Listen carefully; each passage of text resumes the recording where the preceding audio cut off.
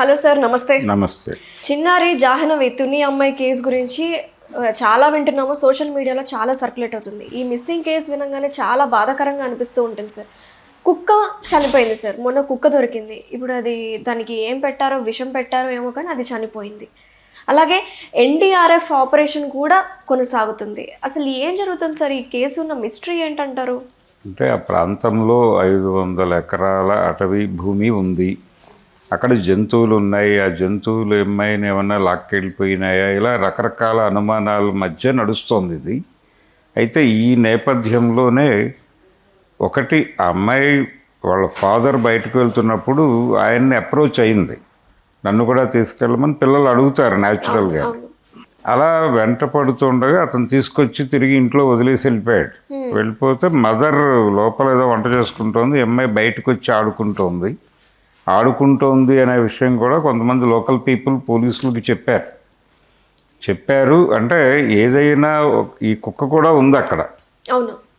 ఉన్న టైంలో అంటే శబ్దం లేకుండా వీళ్ళిద్దరిని అక్కడి నుంచి తరలించటం జరిగింది. అంటే వీళ్ళు ఇష్టపూర్వకంగా బయటికి వెళ్ళి ఉండాలి. పాప అలాగే అలాంగ్ విత్ డాగ్ వెళ్ళి ఉండాలి.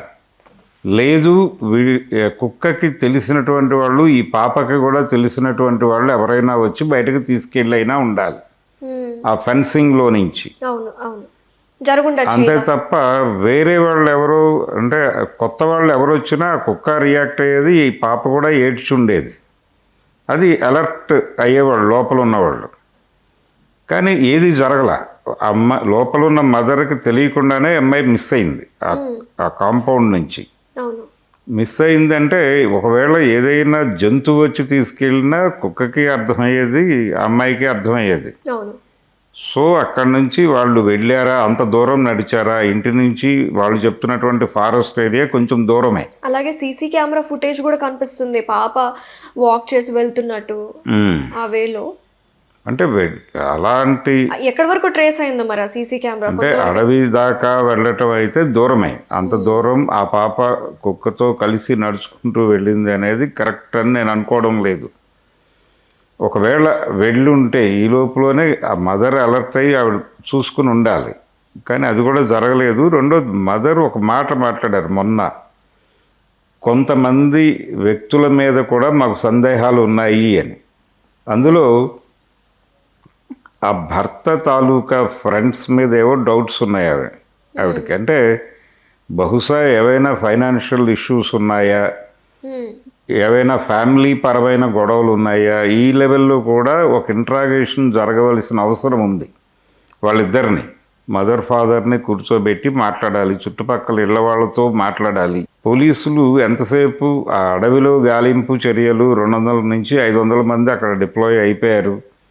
వాళ్ళు ఏదో వాళ్ళ ప్రయత్నాలు వాళ్ళు చేస్తున్నారు. కానీ ఇంకేదో జరిగి ఉండడానికి అవకాశం ఉందంటే దేన్ని వదిలిపెట్టకూడదు.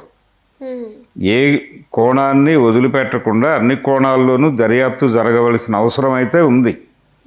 కనుక ఆ కోణంలో దర్యాప్తు జరిగినట్టుగా కనిపించటం లేదు.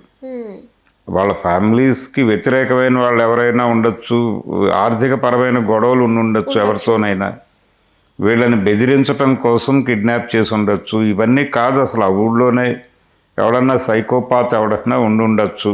లేకపోతే పాపని తప్పిపోయింది అనుకోవచ్చు. పాప తప్పిపోవడానికి అవకాశం లేదు. అంత చిన్న దీనిలో తప్పిపోవడం అంటే పడిపోయిందా అనుకోవచ్చు. పడిపోయే అవకాశం ఉంటే ట్రాక్ అయ్యేది. కానీ ట్రాక్ కాలేదు. బోర్బావిలో కావచ్చు, బోర్బావులు లేవు అక్కడ. బోర్బావులు లేవు కాబట్టి అదొక ఇది అయ్యుండే అవకాశం తక్కువ. కానీ హ్యూమన్ ఇది ఉంది దానిలో ఇన్వాల్వ్మెంట్. హ్యూమన్ ఇన్వాల్వ్మెంట్ మీద ఒక ప్రాపర్ ఇన్వెస్టిగేషన్ జరిగినట్టుగా అయితే అనిపించటం లేదు.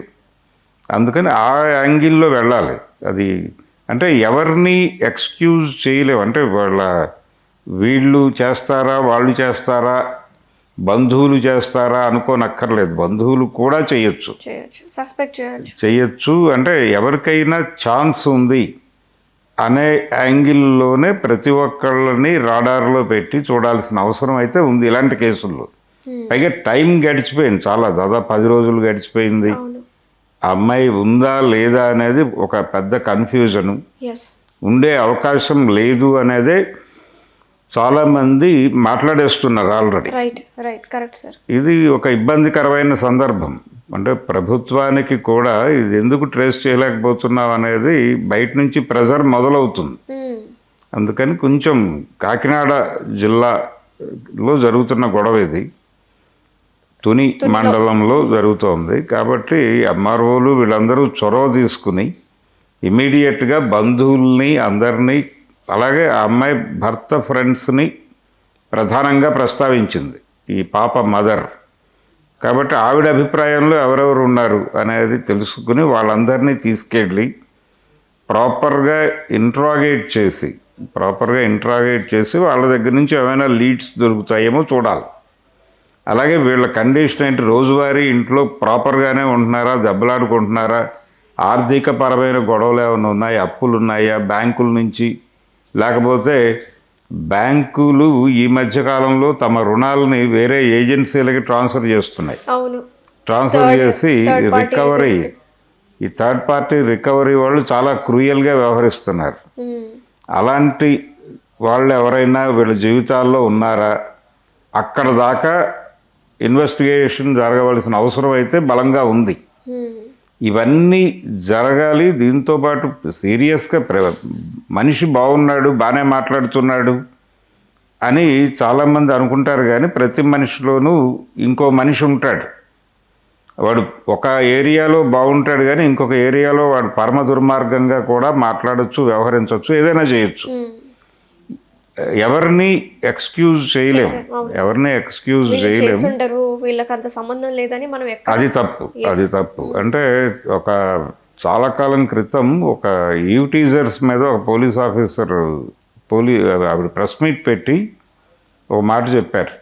ఆవిడ ఏమంటారంటే ఈవ్ టీజర్స్లో 15 సంవత్సరాల నుంచి 75 సంవత్సరాల వరకు ట్రాక్ అయ్యారు అని చెప్పింది ఆవిడ.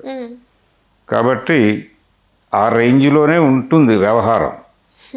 వీళ్ళేదో ఏజ్డ్ పీపుల్, సీనియర్ సిటిజన్లు అనుకోవడానికి కూడా అవకాశం లేదు. వాళ్ళు కూడా హార్మ్ఫుల్గా వ్యవహరించే పరిస్థితులు ఉన్నాయి అనుకోవాల్సిన పరిస్థితి ఉంది. అలాంటి ఇన్సిడెంట్లు అనేకం చూసున్నాం. కనుక ఒళ్ళు దగ్గర పెట్టుకుని ప్రతి ఒక్కరిని జాగ్రత్తగా గమనించి, బంధువులలో ఏవైనా గొడవలు ఉన్నాయా, అసలు ఆ ఊళ్ళో ఇలాంటి సంఘటనలు ఇంతకుముందు ఏవైనా జరిగాయా, చిన్నపిల్లల మీద సెక్షువల్ అటాక్స్ చేయటం అనేది కూడా ఈ మధ్య జరుగుతోంది. ఆ యాంగిల్లో ఎవరైనా ఆ ఊళ్ళో వాడు ఏదన్నా చేసి అక్కడి నుంచి తప్పించాడా. ఒకటి నిజం ఏంటంటే ఆ కుక్కకి ఆ పాపకి తెలిసిన వాళ్ళు ఎవరో ఎంటర్ అయి ఉండాలి. అందుకని కక్ష కట్టిన వాళ్ళు ఎవరో ఉంటారు. ఆ కుక్కని చంపారు. విషప్రయోగం అనే ప్రచారం కూడా జరుగుతోంది. ఒకవేళ విషప్రయోగం అయితే ఎవరు చేశారు? ఆ కుక్కకి ఏదో ఆ కుక్క ద్వారా కొంత ట్రాక్ చేయటం కోసం ఒక ప్లాన్ ఏదో అనుకున్నారు పోలీసు వారు. అది ఇంప్లిమెంట్ కాకుండా ఉండటం కోసం కుక్కను చంపేశారు. సో ఎక్కడో ఆ దగ్గరలోనే వీళ్ళతో పాటు తిరుగుతూనే ఉన్నాడు నేరస్తుడు అని అనిపిస్తోంది. ఎప్పుడైతే ఇది కుక్క చనిపోయిందో ఇదేదో జంతువుల పని అనేది జరిగిన ప్రచారం పక్కకి వెళ్తోంది. ఇప్పుడు జనాలకు ఎవరో మనిషే చేస్తున్నాడు ఇదంతా అనేది అర్థమవుతోంది. కాబట్టి ఆ యాంగిల్లో ప్రాపర్ పరిశోధన చేస్తే ఏదైనా ట్రాక్ అవ్వచ్చు. పాప ఉండొచ్చు, లేకపోవచ్చు. ఆ గొడవ పక్కన పెట్టేసి ముందు నేరస్తుడిని పట్టుకోవాల్సిన అవసరం అయితే ఉంది. లేకపోతే ఇలాంటి ఇన్సిడెంట్లు మరికొన్ని చేస్తాడు వాడు. అందుకని ఇది ఈజీగా వదిలేసే వ్యవహారం కాదు.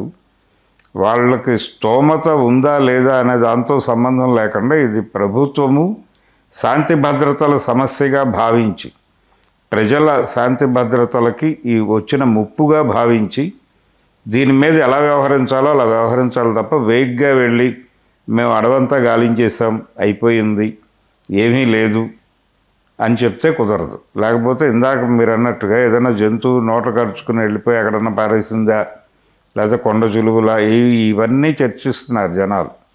అదేమీ కాదు. అవన్నీ అయి ఉండొచ్చు అనేది ఒక ఇది మాత్రమే, ఒక అంచనా మాత్రమే. అంచనాలతో పనులవు. రూటెడ్గా ఇంట్రాగేషన్లు జరగాలి. Thank you sir, thank you so much. Thank you.